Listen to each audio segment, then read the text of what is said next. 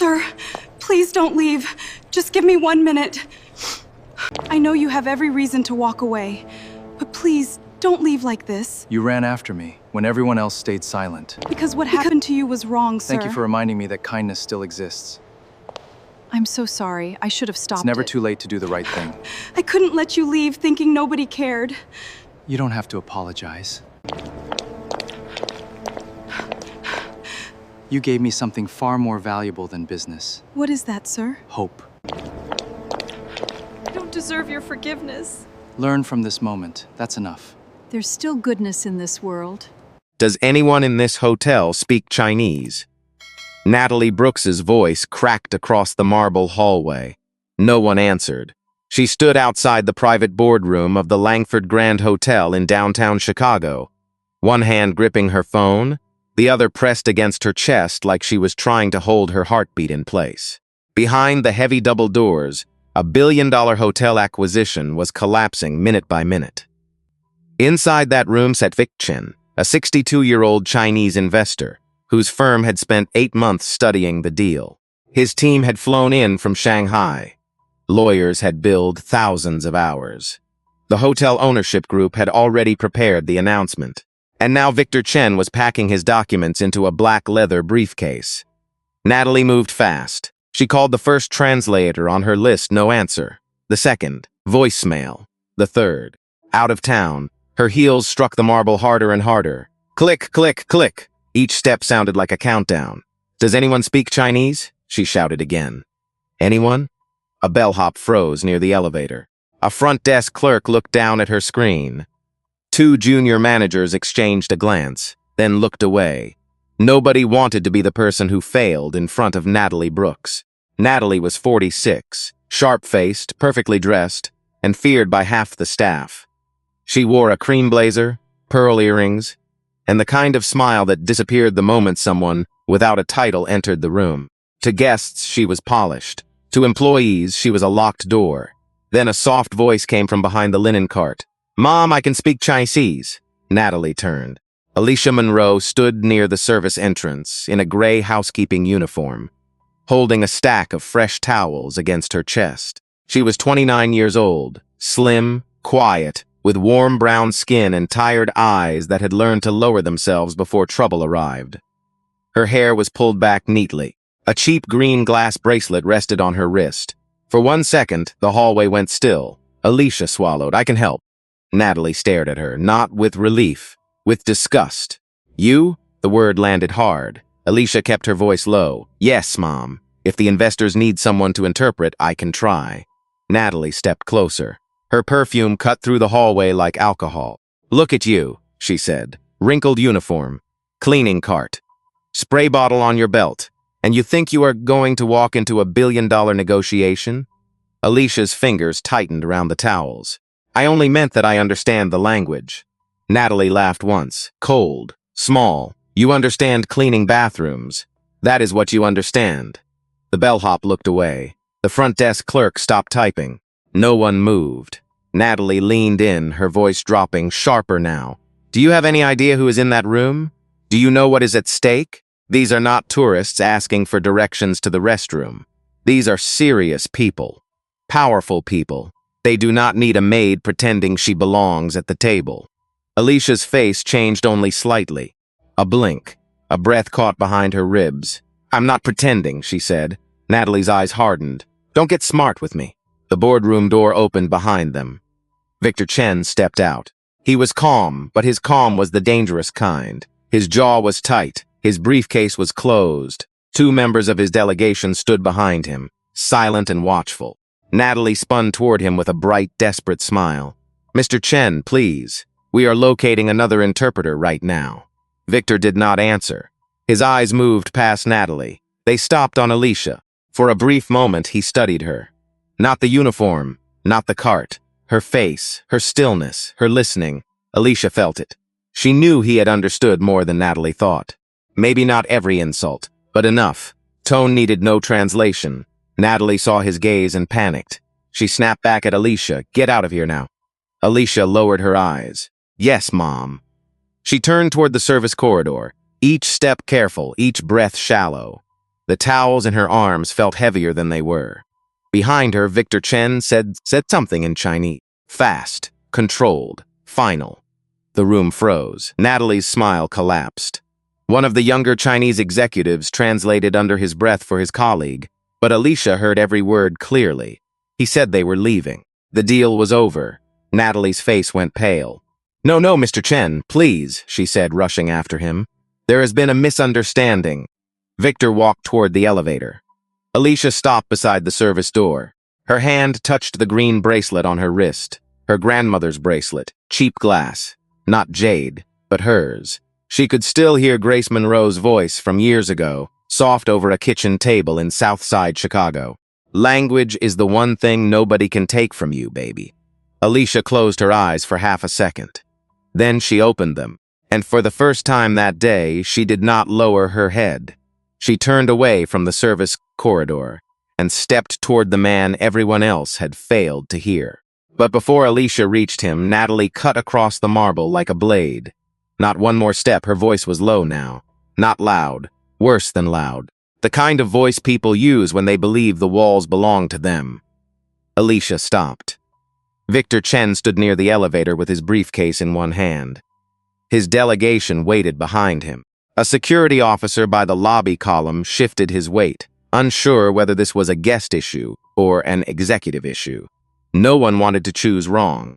Natalie smiled at Victor, then turned that smile into something cold for Alicia. Mr. Chen does not require assistance from housekeeping. Alicia looked at Victor, then at Natalie. With respect, Mom, I heard what he said. Natalie's face tightened. You heard nothing.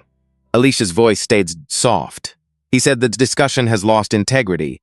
He said his concerns were not translated honestly. He said he cannot recommend moving forward under those conditions. The young delegate closest to Victor looked up fast. His eyes widened. Victor's hand tightened around the briefcase handle. Natalie felt the shift before she understood it. The air changed. The hallway changed. The little woman in the wrinkled uniform was no longer invisible, and Natalie hated that more than she feared the lost deal. She stepped closer to Alicia. Where did you learn that sentence? Alicia did not answer right away. She could feel every pair of eyes on her. The front desk clerk, the bellhop, the assistant manager standing half-hidden behind a floral arrangement. People who had passed her for years without learning her last name. Finally, she said, I learned the language. Natalie gave a short laugh, but it came out thin. From where? An app? Alicia's cheeks warmed, but she did not look down. From books, libraries, audio lessons, conversations, a lot of years. Victor said something quietly in Chinese. Alicia turned to him and answered before anyone else moved. Yes, sir, I understand you. The words were clean, calm, not perfect in the polished way of a university lecturer. Better than that. Lived in, practiced, patient.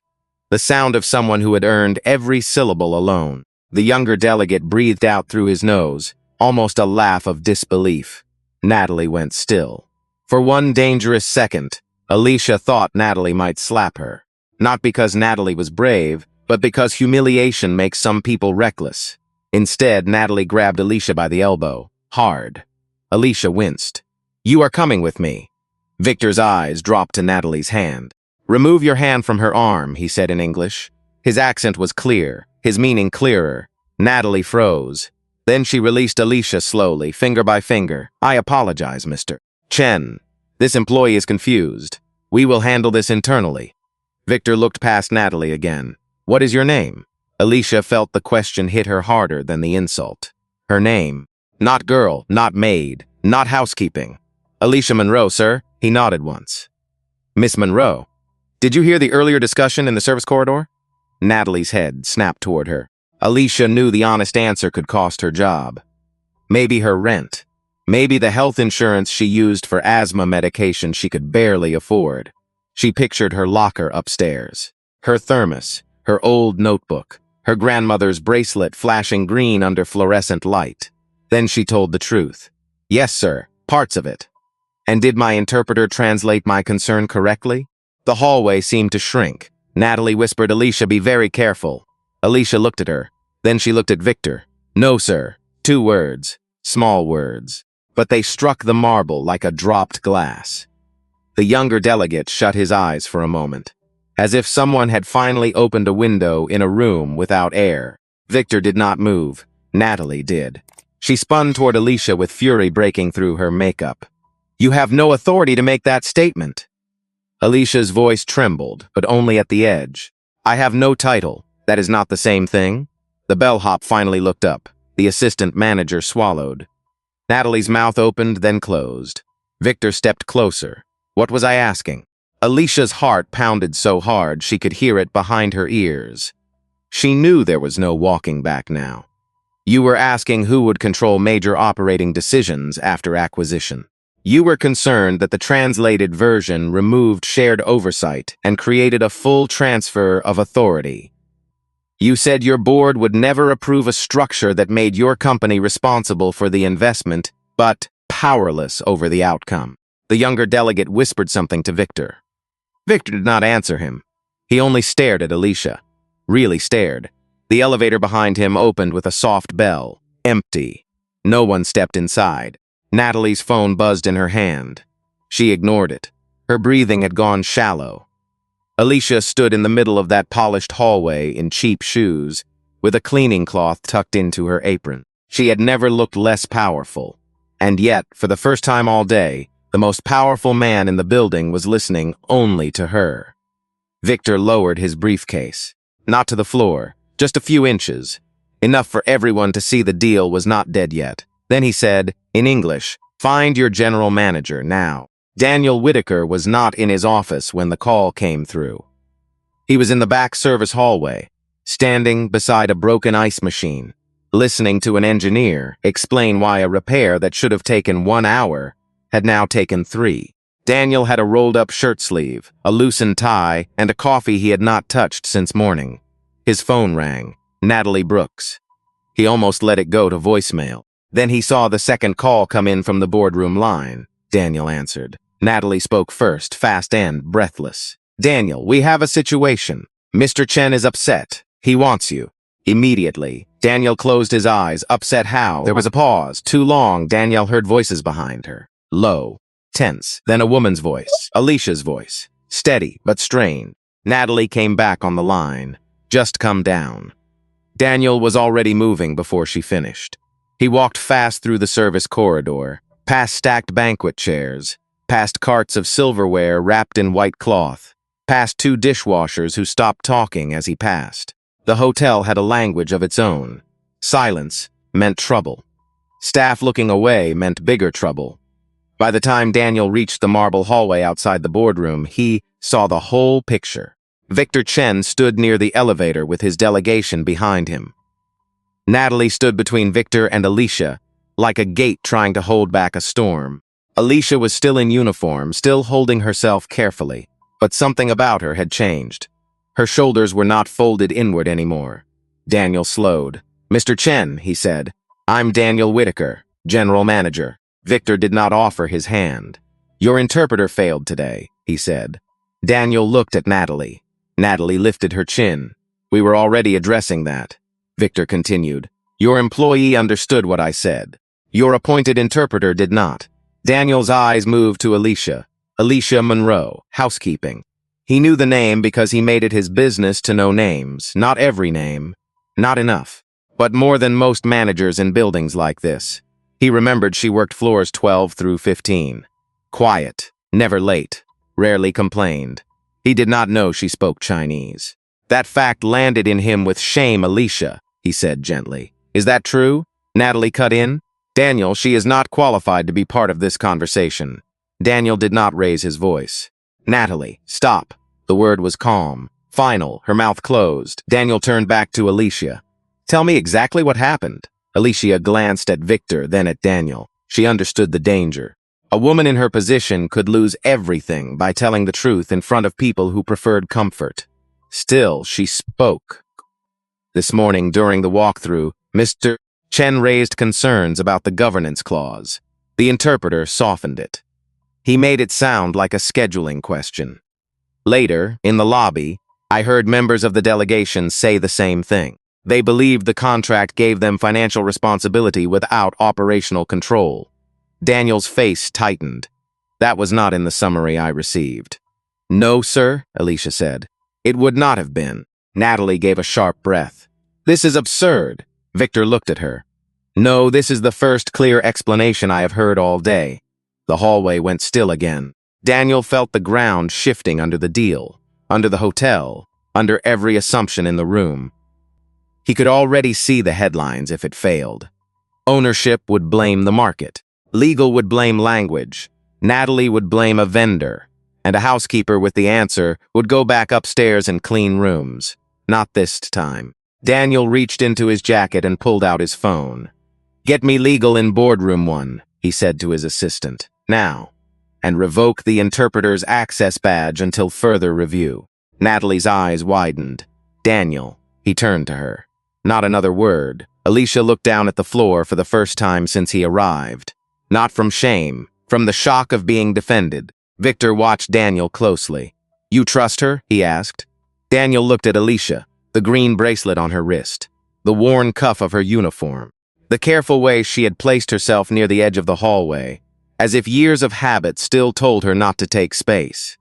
Then he said, I trust what can be verified. He opened the boardroom door and stepped inside.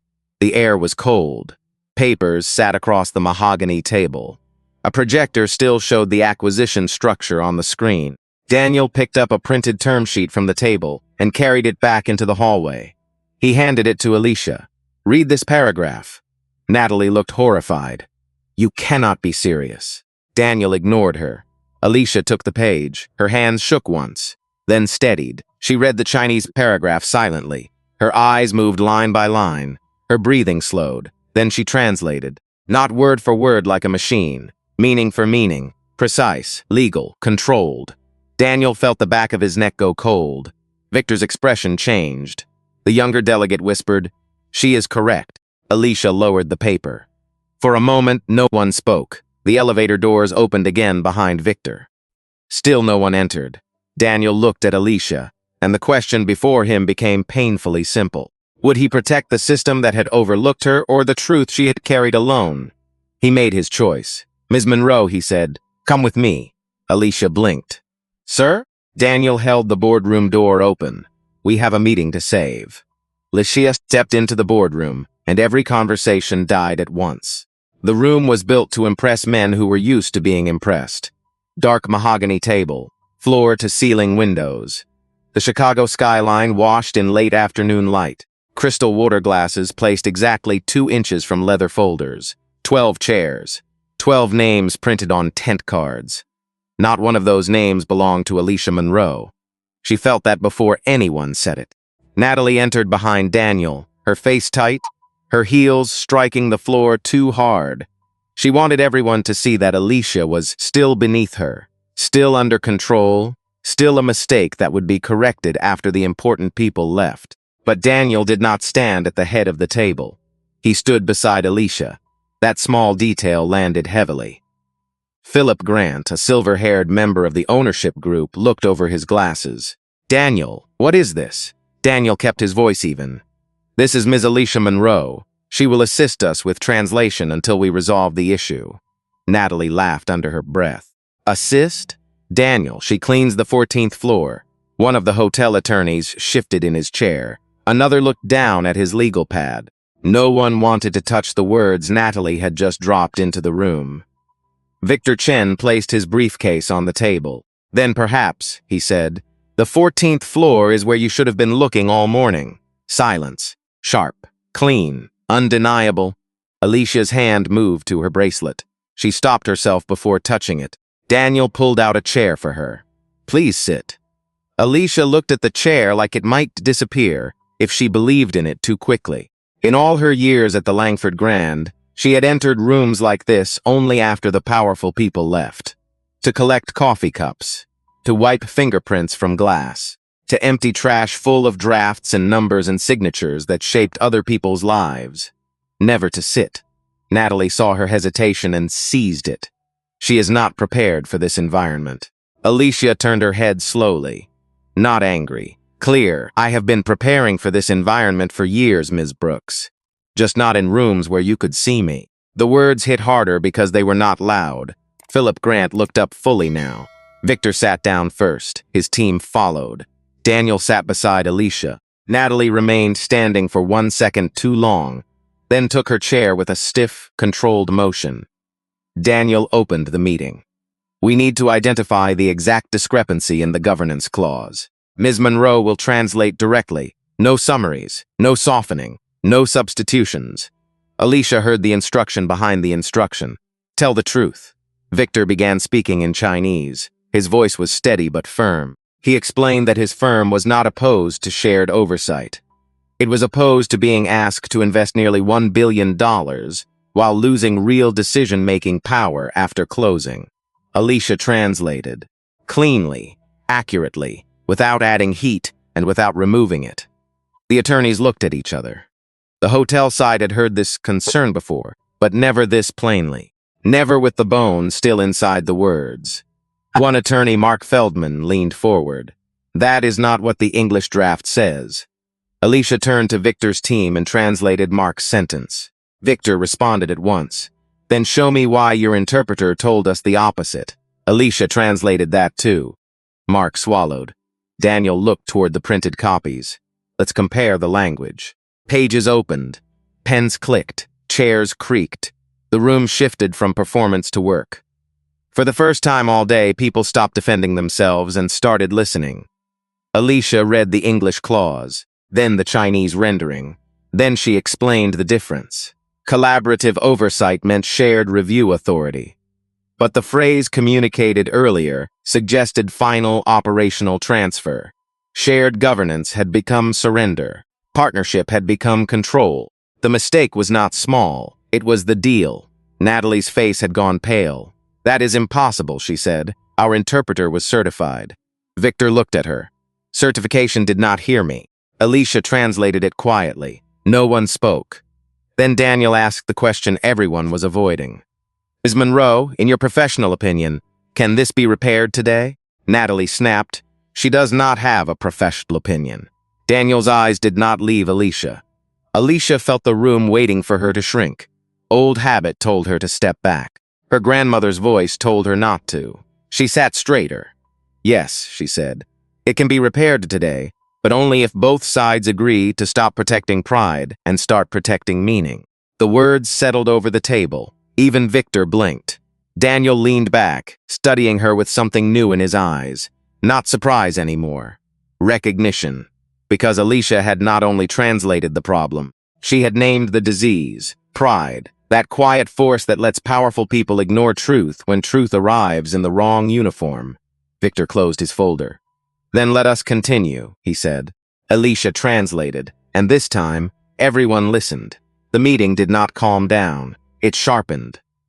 Once the real issue was exposed, every person at that table understood how close they had come to disaster. Not a public disagreement. Not a minor misunderstanding. A billion-dollar failure caused by words bent just enough to break trust. Mark Feldman spread both versions of the clause across the table. Here, he said, tapping the English draft. Shared oversight. Joint approval on capital expenditures. Joint approval on senior operational changes. That is what we intended. Alicia translated. Victor listened without blinking. Then he responded in Chinese, slower this time, choosing each phrase with care. Alicia turned to the hotel team. He says intention does not protect an investor after signature. Language does. If the signed version gives power away, no speech in this room can bring it back. Philip Grant put down his pen. That is fair. Natalie looked at him, stunned. Philip had barely spoken all day. He was the man ownership sent when they wanted a quiet witness, not a loud participant. But now he leaned forward, both hands folded. He looked at Alicia. Can you draft a corrected concept in plain English? Not legal text, just the meaning. Natalie's lips parted. Philip. He did not look at her. I asked Miss Monroe. The room tightened again. Alicia felt the old fear rise. She had cleaned rooms for guests like Philip Grant. Men who spoke softly because they had never needed to shout. Men whose pens could move people in and out of jobs. A part of her still expected someone to laugh. No one laughed. Daniel slid a legal pad toward her. Alicia took the pen. Her fingers paused over the paper. The whole room watched. Then she wrote, "Shared oversight means both parties must approve major decisions after acquisition. Neither party may transfer operational control without written consent from the other. Financial responsibility and decision-making authority must remain aligned." She looked up. "That is the meaning." Mark Feldman read it. His eyebrows lifted slightly. "That is actually clean." Victor asked for it in Chinese. Alicia translated her own words. This time there was no hesitation, no searching, no fear in the rhythm. The language came through her like water through a gate finally opened. Victor's expression shifted. Not warmth. Not yet. But respect had entered the room, and respect changes the temperature of everything. Natalie felt it. She saw executives who had ignored Alicia 10 minutes earlier now, watching her hand move across the page like it mattered. She saw Victor's delegation taking notes from the words of a housekeeper. She saw Daniel standing behind Alicia's chair, not hovering, not rescuing, simply giving the room a clear message. "This woman belongs here." Natalie's face hardened. "I need to raise a concern," she said.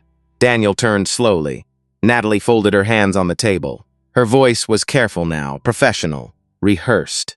"I understand everyone is impressed by this moment, but from a compliance standpoint, we cannot allow an hourly housekeeping employee with no formal clearance to influence transaction language." There it was. Not open contempt, the polished version. The kind that wore a suit and called itself procedure. Alicia looked down at the legal pad. For half a second, the room blurred. She remembered a library table under flickering lights. Her hands cold because the heat had gone out. A borrowed grammar book open beside a cracked phone.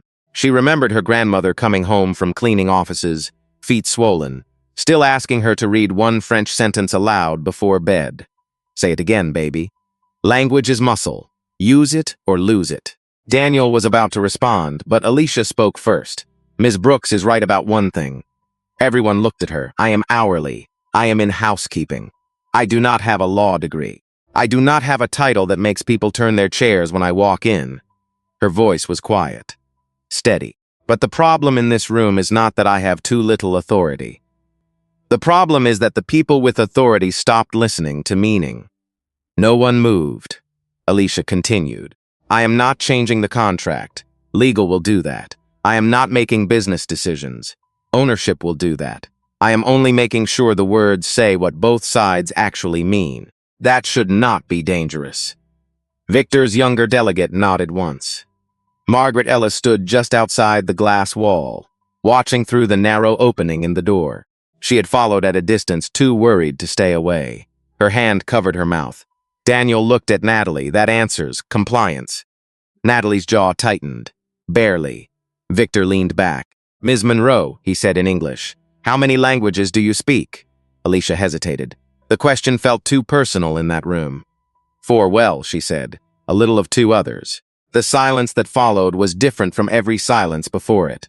Not shock, recognition mixed with shame. Philip Grant removed his glasses. "And we had you cleaning linens."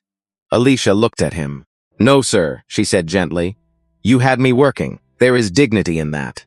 The mistake was assuming work tells you the limit of a person." Philip lowered his eyes. For the first time that day, Natalie had nothing ready. Then Victor opened his folder again and placed both hands flat on the table. "Continue," he said, and Alicia did. But now, every word she spoke carried more than translation. It carried evidence of talent missed, of pride exposed, of a door that had been locked for years, finally opening from the inside. By the time legal finished marking the clause, the sun had dropped behind the skyline.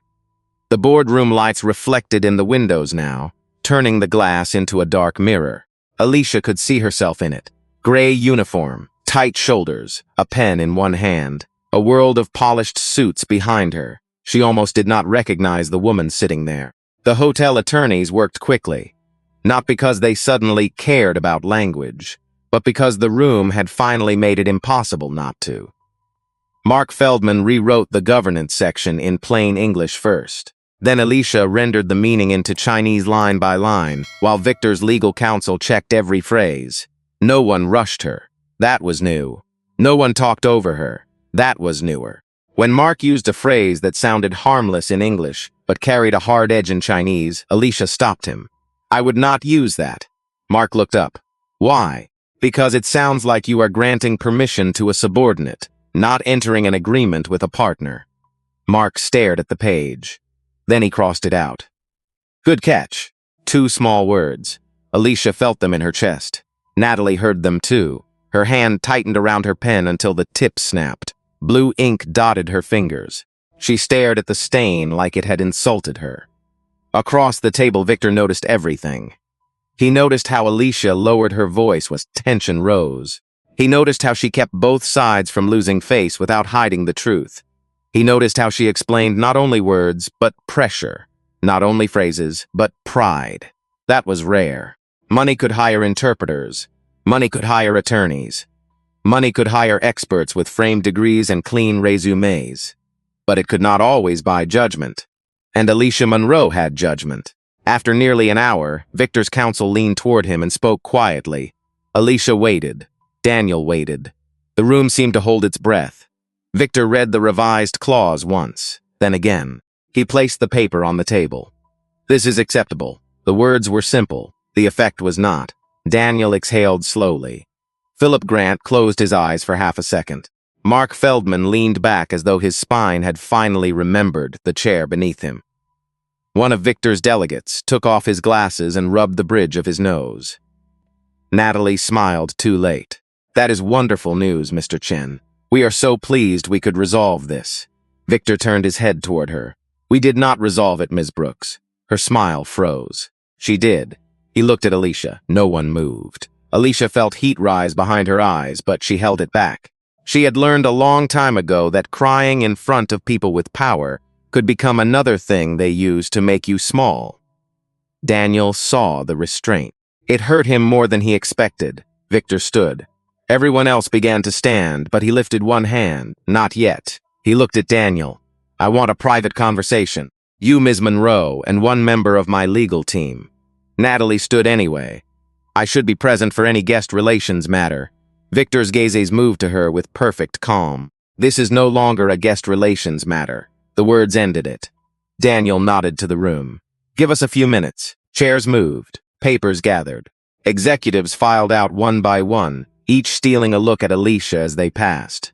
Some with curiosity, some with embarrassment, some with the discomfort of people who had discovered their building had been hiding brilliance in plain sight.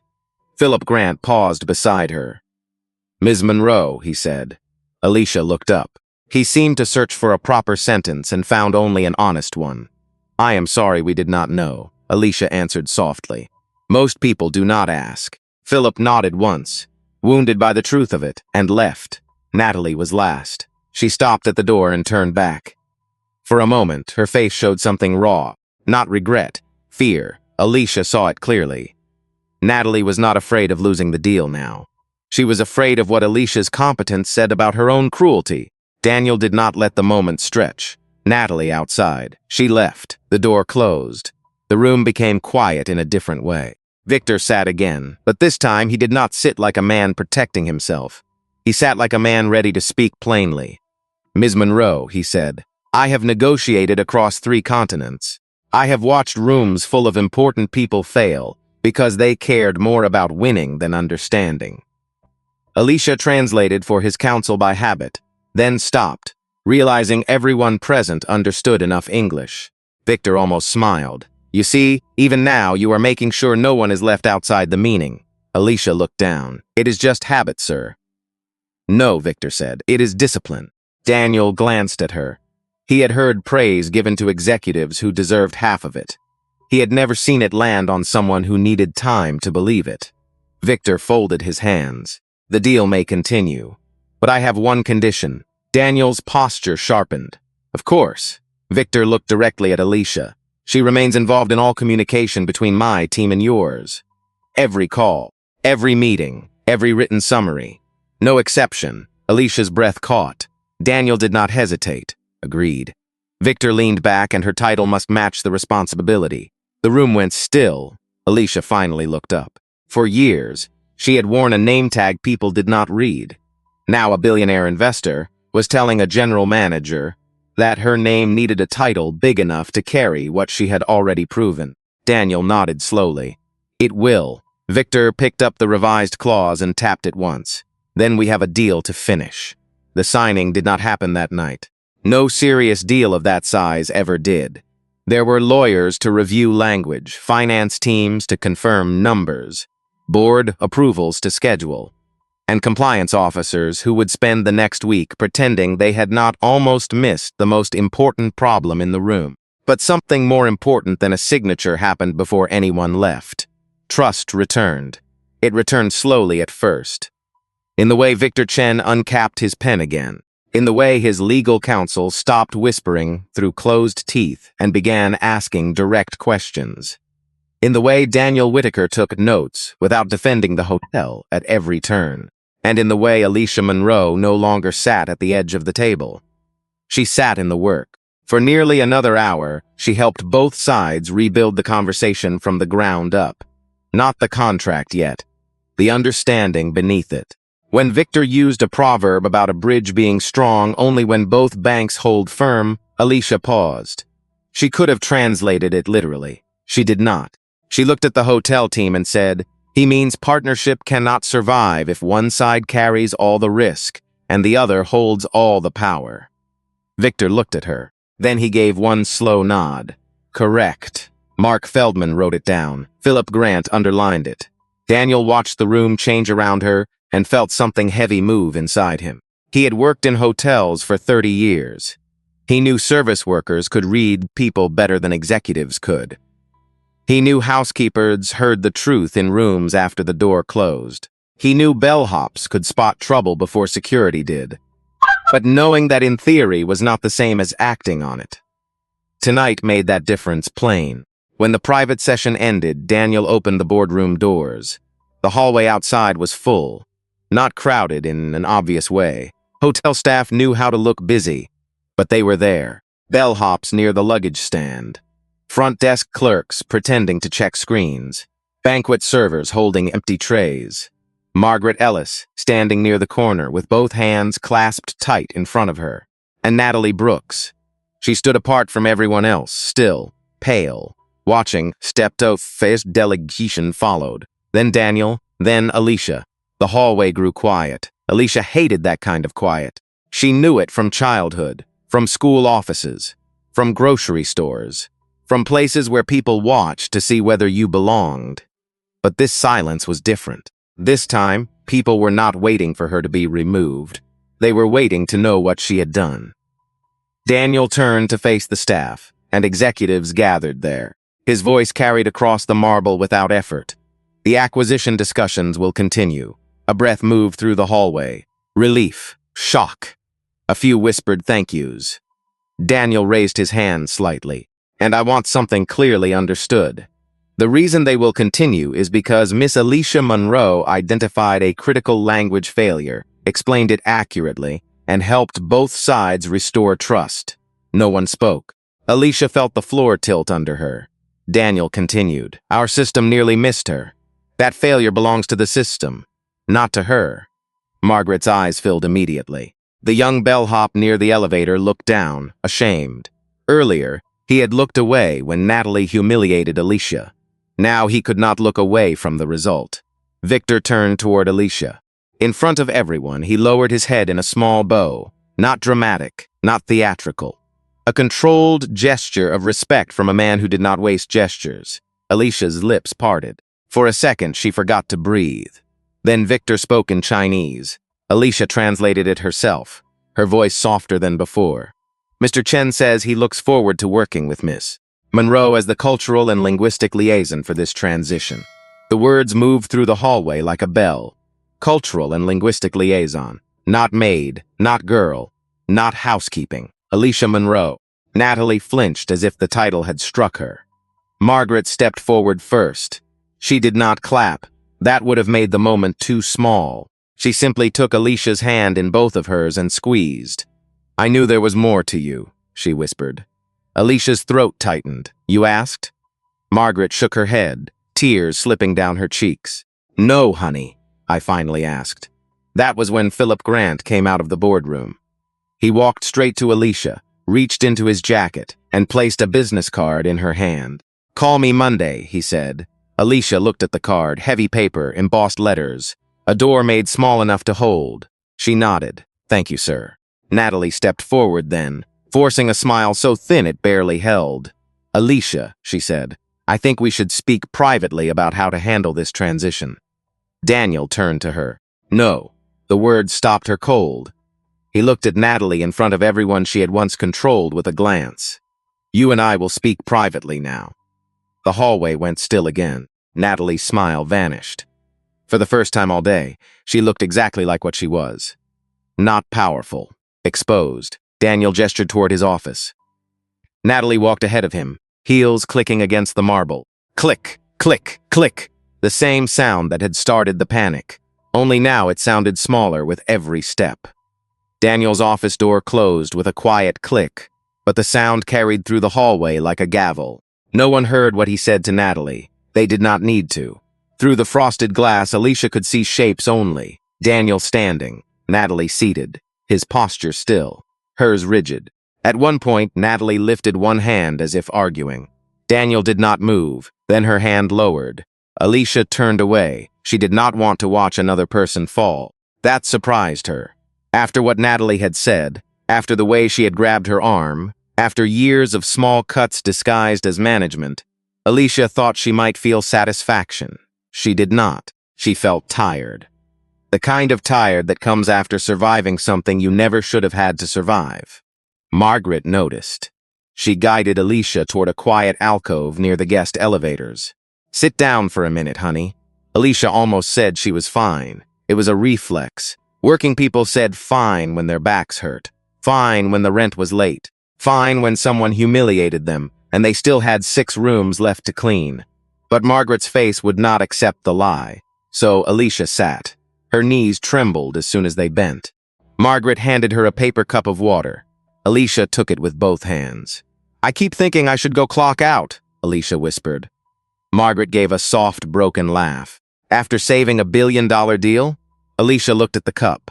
Water shook in small circles. "I still have rooms on 15. Margaret's smile faded. That sentence did something to her. It carried the whole shape of the problem. A woman could walk into a boardroom, rebuild trust between international executives, and still worry that someone would write her up for unfinished towels. Margaret sat beside her. "Alicia, listen to me. The rooms can wait." Alicia shook her head slowly. People always say that when it is not their job on the line. Margaret had no quick answer, because Alicia was right. Across the lobby, the young bellhop who had looked away earlier stood frozen beside a luggage cart. His name was Kevin Miller, 23 years old, first year in hospitality. He kept replaying the moment Natalie humiliated Alicia. The way Alicia's head tightened. The way his own feet had stayed locked to the floor. He walked over, stopped a few feet away, and swallowed. "Ms. Monroe?" Alicia looked up. Kevin's cheeks were red. "I should have said something earlier." The words came out rough. "I heard what she said. I saw her grab you, and I just stood there." Alicia studied him for a moment. Kevin expected anger. Maybe he deserved it. Instead, she said, "Next time, say something." "I will." "No," Alicia said, not unkindly. "Do not say it because you feel guilty tonight. Say it because one day, someone smaller than you will need the room to know they are not alone." Kevin's eyes dropped. "Yes, Mom." That mom sounded different from all the others. Not habit, respect. The office door opened. Natalie came out first. Her face was composed, but the skin around her eyes looked raw. She did not look at Alicia. She did not look at anyone. She walked straight past the front desk, past the flowers, past the luggage stand, her heels clicking fast against the marble. Daniel followed a moment later. He looked older than he had an hour before. Alicia stood. Daniel held up one hand gently. "Please, stay seated if you need to." That small permission nearly undid her. He walked closer. "Ms. Monroe, I owe you an apology." Alicia's throat tightened. "Sir, you do not have to. I do." He looked around the lobby, making sure the people nearby could hear him. Not because he wanted theater, but because private respect could not repair public harm. What happened today was unacceptable. Not only the translation failure, the way you were treated, The way your ability went unseen. The way our systems made it possible for a talented employee to be ignored until a crisis forced us to notice her. He paused. That is on leadership. That is on me. Alicia looked at him, and for the first time she saw not a boss trying to manage fallout, but a man willing to stand inside blame without passing it downward. Daniel continued. Effective immediately, you are relieved of housekeeping duties with full pay, while we create the transition role Mr. Chen requested. Human resources will document it properly. Legal will review compensation. You will have representation in that process if you want it. Alicia blinked. Full pay? Full pay, Daniel said. And back pay review for any language-related work you have already performed for guests without recognition. Margaret covered her mouth again. Alicia's fingers went to her bracelet. Grace Monroe had worn those same beads while scrubbing office floors downtown. She had taught a little girl that knowledge could be shelter. That language could become a key. But she had not lived long enough to see the door open.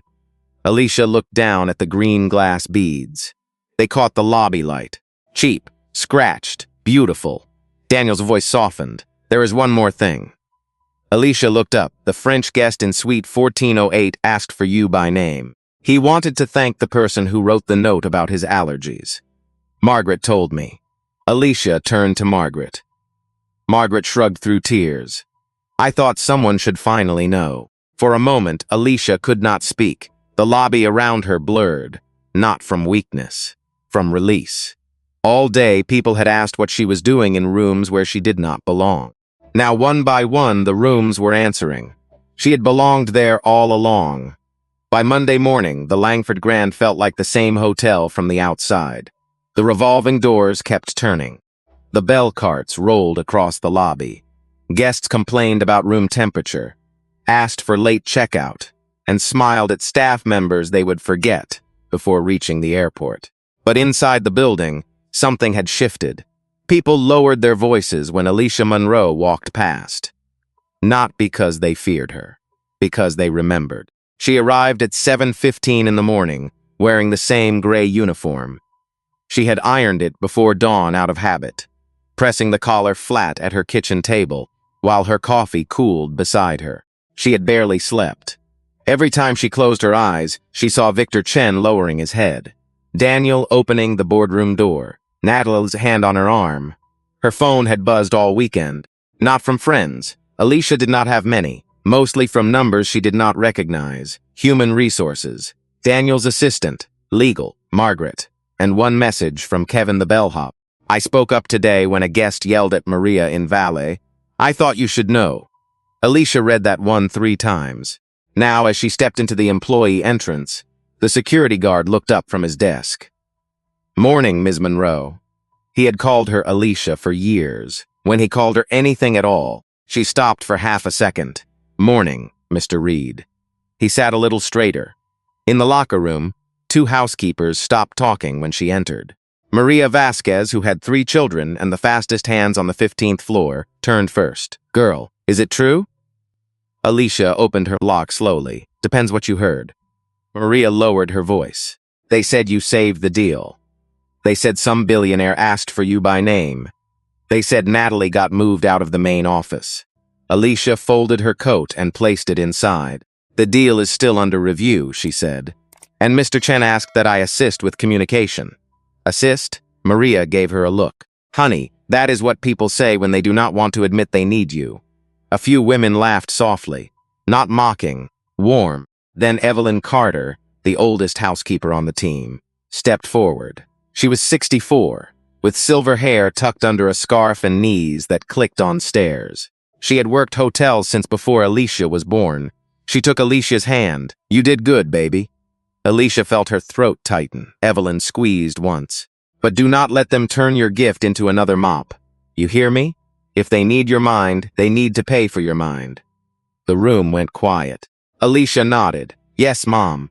At 8:30, Daniel's assistant came downstairs to get her. Not through the service hallway, through the lobby. That was Daniel's instruction. Alicia walked beside the assistant past the front desk, past the marble columns, past the place where Natalie had told her to get out of sight. Every step echoed differently now. Click from the assistant's heels. Soft squeak from Alicia's repaired shoes. Click, squeak, click, squeak. Margaret stood behind the front desk and watched. She did not wave. She only smiled, the kind of smile that carries years inside it. Upstairs, Human Resources had prepared a conference room. Daniel was there. Philip Grant was there by video call. Mark Feldman from Legal sat with a yellow pad. A woman from HR named Sandra Lee had a folder in front of her, thick with forms. Alicia sat down. Sandra smiled professionally. Ms. Monroe, first, congratulations. We are creating an interim position for you during the transition period. Cultural and Linguistic Liaison. The starting salary will be adjusted from your current hourly rate. To Alicia raised one hand. Everyone stopped. She felt her pulse in her fingertips. I would like to understand the full scope of responsibilities before discussing pay. Sandra blinked. Of course. Alicia opened the small notebook she had carried for years. The rubber band was stretched loose now. The cover was soft at the corners from being held too often by hands that needed something steady. She turned to a blank page. Will I be translating live meetings? Daniel said yes. Written summaries? Yes. Cross-cultural advisory? Yes. Contract review support?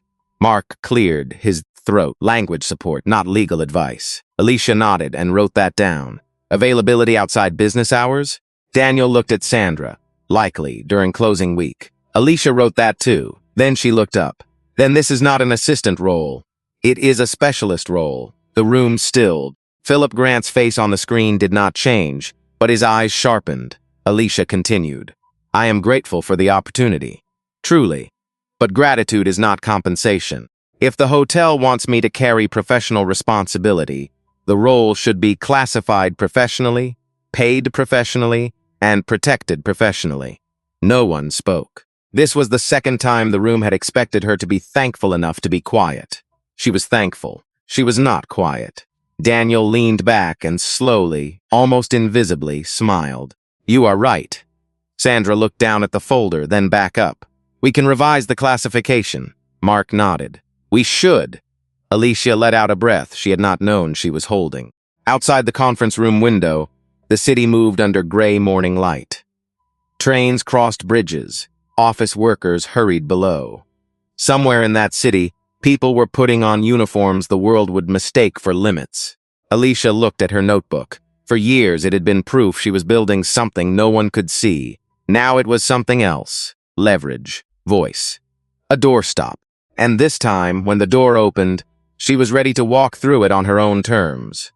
2 weeks later, the Langford Grand announced the acquisition in a quiet press release. No fireworks. No champagne tower. No staged photo with smiling executives pretending the deal had been easy. Just a clean statement. The Chen Pacific Group would move forward with the purchase. The transition would begin immediately. The hotel would retain key staff. Governance terms had been revised to reflect equal oversight and shared operational authority. Buried near the bottom was one line that mattered more to Alicia than the headline. Alicia Monroe has been appointed Cultural and Linguistic Liaison for the transition team. She read it 3 times on her phone before work. Then she set the phone down on her kitchen table and cried. Not loudly. Not the kind of crying that breaks a room open. Just quiet tears falling onto the same table where she had studied after double shifts, copied Chinese characters until her hand cramped, and whispered French sentences to an empty apartment so she could hear if they sounded right. Her grandmother's bracelet sat on her wrist, green glass, still cheap, still priceless. At the hotel, justice arrived the way it usually does in real life. Not with shouting, not with a crowd, with paperwork. Natalie Brooks was removed from guest relations after an internal review. The report named the failed oversight, the treatment of staff, and the obstruction that nearly cost the ownership group its largest transaction in decades. She was offered a lower administrative role at a regional office outside the city. She took it. On her last morning, she came through the lobby carrying a cardboard box. No pearl earrings. No sharp cream blazer. Just a gray coat, bare face, and eyes that avoided every person she used to command. Alicia was crossing from the elevator bank with a leather folder under her arm. Her new badge clipped to her jacket. Not a uniform now, a navy blazer, simple, professional, hers. They stopped in the middle of the lobby. For a moment, the old fear moved through Alicia's body. Then it passed. Natalie looked at the badge. Alicia Monroe, Cultural and Linguistic Liaison. Her mouth tightened. Alicia could have said many things. She could have reminded Natalie of the hallway, the insult, the hand on her arm, the way she had tried to make Alicia disappear. Instead, Alicia said, "I hope you learn from this." Natalie looked up. No sarcasm, no cruelty, no victory in Alicia's voice. That made it harder to answer. Natalie opened her mouth, but nothing else came out. She adjusted the box in her arms and walked toward the revolving doors. Her heels did not click with power now. They sounded uncertain, smaller with every step. Alicia watched her go. She did not need Natalie broken. She only needed the door to stay open for the next woman. 6 months later, Alicia flew to Shanghai, her first flight outside the United States. Victor Chang's team met her at the airport with a driver holding a sign that said Ms. Monroe. She stood there for a second, staring at those words under the bright terminal lights, remembering every time someone had called her girl, housekeeping, anything but her name. Now her name crossed oceans. She worked 3 months on the transition. She sat in conference rooms on the 42nd floor. She translated strategy sessions. She corrected cultural mistakes before they became conflicts. She taught executives how to hear silence, how to slow down, how to ask what a phrase meant before assuming they already knew. And when she came back to Chicago, she did something no one expected. She declined 2 corporate offers, then a third. Instead, she opened a small consulting firm with the money she had saved, and the contacts Philip Grant helped her build. She named it Grace Monroe Cultural Consulting. The logo was simple, a small green bracelet. Margaret Ellis became Director of Guest Relations at the Langford Grand. On her first day, she changed one policy. Every employee file would include language skills, certifications, outside training, and personal development goals. Housekeeping, valet, kitchen, security, everyone. At the first staff meeting, Margaret stood in front of the room and said, "We do not discover talent by accident anymore. We ask." Alicia kept one thing from the old days, her notebook. She framed the rejection email Natalie had sent years earlier, the one that said she lacked a professional communication background. Beside it, she framed the first business card from her own company, not out of bitterness, as evidence. The biggest danger is not being underestimated. People will do that. The danger is believing them. And somewhere tonight, in a hotel hallway, a grocery line, a bus station, or a nursing home break room, someone is carrying a gift no one has bothered to ask about. Maybe they speak 4 languages. Maybe they fix engines. Maybe they write poems. Maybe they understand people better than any executive in the room. So look again. Ask the question. Learn the name. And if this story reminded you of someone who was overlooked, or if it reminded you of yourself, share it with them. They may need to hear this today, because power is not always loud. Sometimes it is quiet. Sometimes it is wearing old shoes. Sometimes it is holding towels in a marble hallway, waiting for one person to finally listen.